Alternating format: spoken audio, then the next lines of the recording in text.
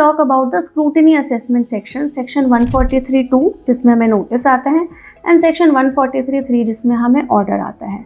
इसमें क्या होता है, the department ask for the tax payer to know what the incomes that he have claimed, what all the deductions that they have claimed, and the supporting documents in respect of those incomes and deductions.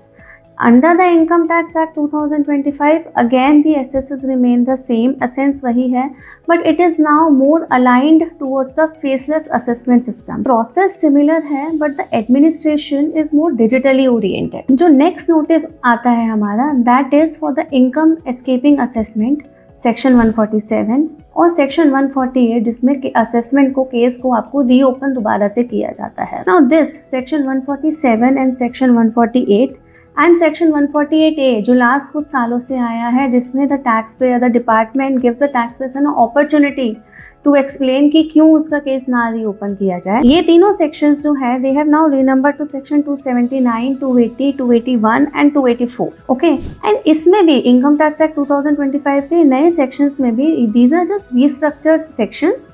Department को जो उनके rights मिले हुए थे, जो उनका एक scope मिला हुआ था, that still remains the same. तो बस सेक्शन नंबर चेंज हुआ है। As per taxpayer perspective section number change हुआ है।